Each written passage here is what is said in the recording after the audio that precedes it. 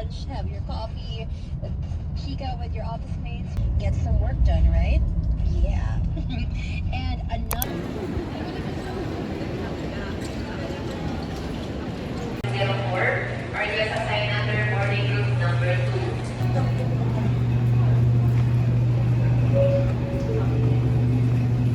Next group to board of 5 faces, are you assigned under boarding groups 3 and 4?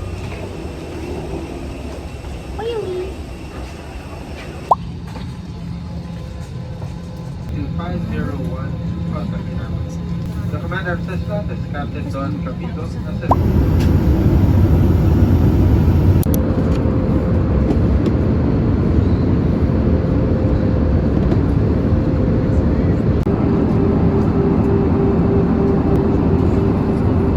맞춰주시기 바랍니다.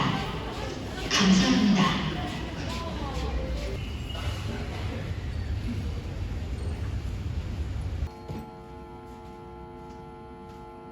Okay na, babe?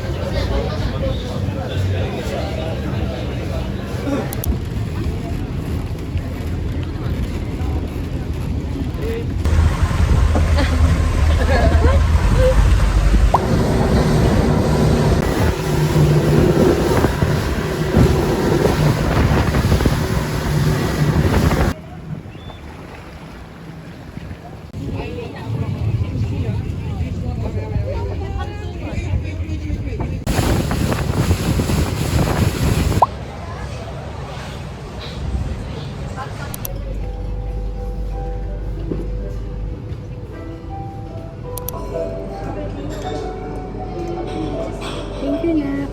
Arigato gozaimasu. Konnichiwa.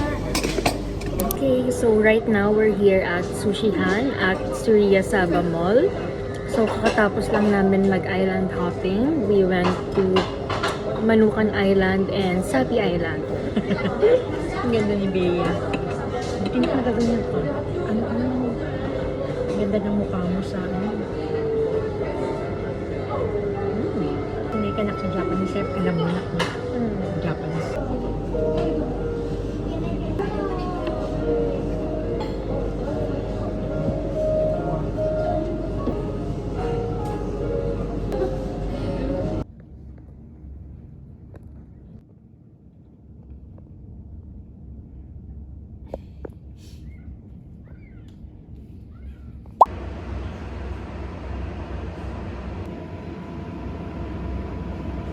Dito pala yung Grab namin. One of the reasons why we also like Malaysia is because gamit nila ay Grab.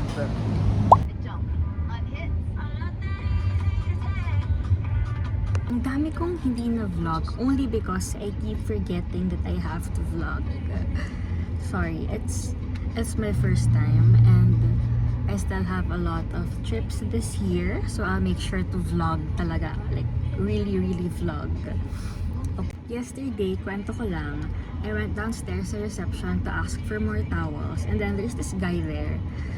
Sabi niya, I look like Pocahontas. Hindi ko alam if matutuwa ba ako doon.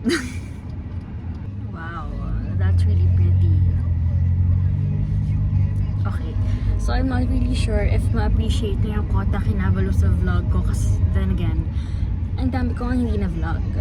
So, recap lang, we arrived here at July 11 at 1 a.m. We left the Philippines ng July 10 at around 11 p.m. 10 to 11 p.m. And then, we're leaving later at around 9 kasi our flight is tomorrow, July 14th at 1:45 a.m. So, para kaming nandito ng 4 nights and 3 days. Tama ba? So, yeah. Yan. But so far, ang sarap ng food and we really like it here. Sabi ng mom ko, babalik daw siya dito. Diba? Yes, definitely.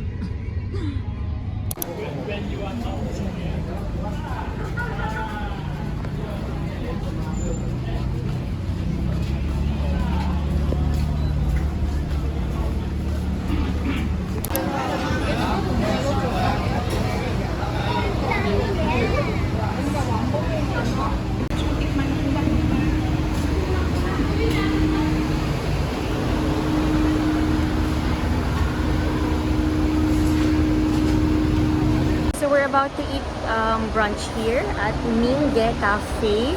So we're gonna try their duck. Actually, it's brunch for me and lunch for my mom because she had breakfast kanina. So yeah.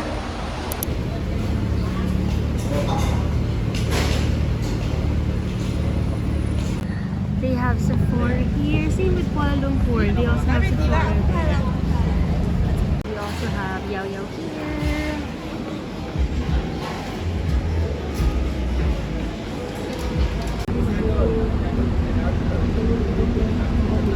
Okay, so we just got home from our activities and ngayon lang ako mag-room tour. So hindi ko na dadaanan yung bathroom kasi makalat siya. And okay, so we have this. Super dami naming water bottles. Okay, this is my mom's bed and then my bed and then this is the view. So we booked at Saba Oriental Hotel. And for 4 nights, we got it for 8,000 pesos. There. Okay, so yung mom ko nag-empake na. Ang dami kong binili sa kanyang food. Kasi super nagugustuhan niya yung food talaga ng Malaysia. So, ayan.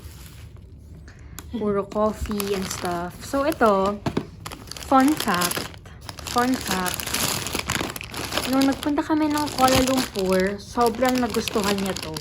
So, nung nakita namin to sa airport ng Kota Kinabalu, binili ko na kagad sa kanya kasi baka hindi na namin makita dito. So, yun. Yan. Puro coffee. Ayun yung mga binili ko sa kanya. And then, yan. So, sana hindi sumobra sa 7 kilos. Okay, so we're preparing lang to eat for the last time here in Kota Kinabalu, and while waiting, share ko lang din why this place of all places. So first reason is my mom and I already explored the other side of Malaysia, which is Kuala Lumpur, and na-curious lang ako kung anong meron sa other side, which is Kota Kinabalu. So I decided to also bring my mom with me.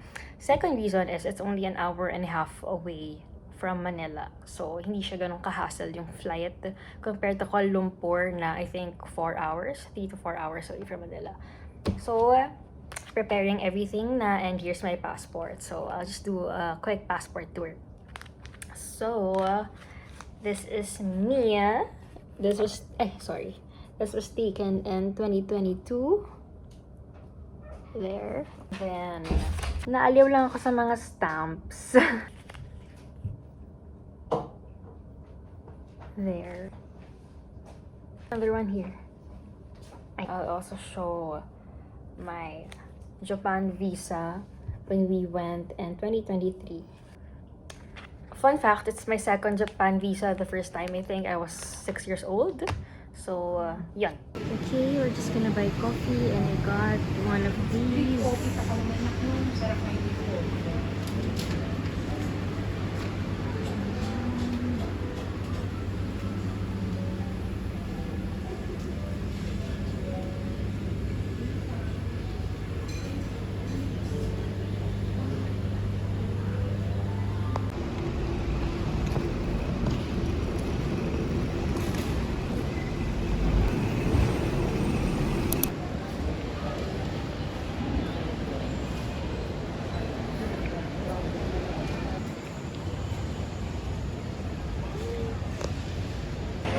Okay, so we're here at Kota Kinabalu International Airport and we just found out that our flight is delayed by more than an hour.